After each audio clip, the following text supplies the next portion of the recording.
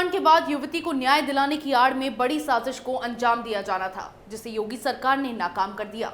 इस कांड के बहाने जातीय दंगा फैलाने की प्लानिंग की जा रही थी, जिसका लिंक पीएफआई के साथ सामने आया है। अब ईडी ने इस मामले में एक बड़ा खुलासा किया है। ईडी की पहली रिपोर्ट में ये बात सामने आई है कि इस साजिश को अंजाम दिए जाने के लिए मॉरिशस से 50 करोड़ रुपए की फंडिंग हुई थी और पूरी फंडिंग इससे कई ज्यादा की है। देखिए ये रिपोर्ट। हाथरस में दलित युवती की खौफनाक मौत के बाद कई बड़े खुलासे हो रहे हैं। युवती की मौत न केवल बलात्कार की खौफनाक घटना बयां करती है, बल्कि इस शर्मनाक घटना के पीछे के भी कई रहस्य अब सामने आ रहे हैं। हाल में इस मामले में एक वेबसाइट justiceforhathrasvictim.car.co की भूमिका सामने आई थी,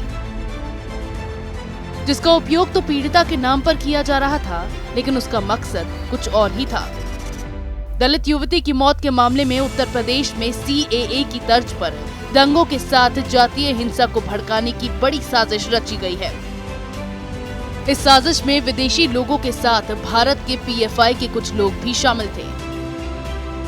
न्याय के लिए बनाई गई इस वेबसाइट को विदेशों से फंड मिल रहा था, लेकिन अब इस मामले में एक और चौंका देने वाली बात सामने आई है। प्रवर्तन निदेशालय की शुरुआती रिपोर्ट ने बड़ा खुलासा किया है। इस कांड के बहाने जातीय दंगा फैलाने के लिए पॉपुलर फ्रंट ऑफ इंडिया यानी PFI के पास मॉरिशस से 50 करोड़ रुपए आए थे। ईडी ने ये भी दावा किया है कि पूरी फंडिंग 100 करोड़ रुपए से अधिक की थी।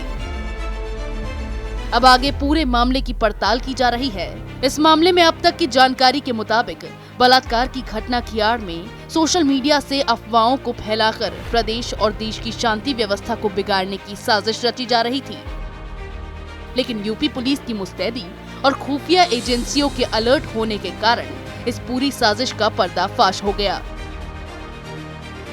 और इन लोगों को अपनी चाल में कामयाब नहीं होने दिया गया। हाथरस कांड के बाद विरोध प्रदर्शन की आड़ में जस्टिस फॉर हाथरस नाम से रातों रात वेबसाइट तैयार हुई और वेबसाइट में फर्जी आईडी के जरिए हजारों लोग जोड़े गए। इसमें देश और प्रदेश में दंगे कराने और दंगों के बाद बचने का तरीका बताया गया। यहां मदद के बहाने दंगों के लिए फंडिंग की जा रही थी। जांच एजेंसी को फंडिंग के जरिए अफवाहें फैलाने के लिए सोशल मीडिया के दुरुपयोग के भी सुराग मिले हैं। हालांकि मामले में दिल्ली से उत्तर प्रदेश के हाथरस जाते हुए 4 संदिग्ध लोगों को मथुरा पुलिस ने 5 अक्टूबर को गिरफ्तार किया था। फिर पड़ताल में पता चला था कि इनके link popular front of India और कैंपस फ्रंट ऑफ इंडिया से है। हैरान कर देने वाली बात तो ये थी कि इनमें से एक PFI सदस्य जामिया यूनिवर्सिटी में LLB छात्र है। इसका नाम मसूद अहमद है और ये 2 साल पहले पॉपुलर फ्रंट ऑफ इंडिया की student wing campus front of India से जुड़ा था। हाथरस कांड की आड़ में बहुत बड़ी साजिश को अंजाम दिया जाना था, लेकिन योगी सरकार ने इसका राजफाश कर दिया। दिल्ली में जिस तरह से दंगों की साजिश रची गई, इसी तरह से हाथरस कांड की आड़ में भी दंगों की साजिश रची जा रही थी। जिस तरह से दिल्ली को आग में झुलसाया गया, उसी तरह से यूपी में भी इसी हरकत को अंजाम दिया जाना था। और इस पूरे मामले में नाम सामने आया है PFI का।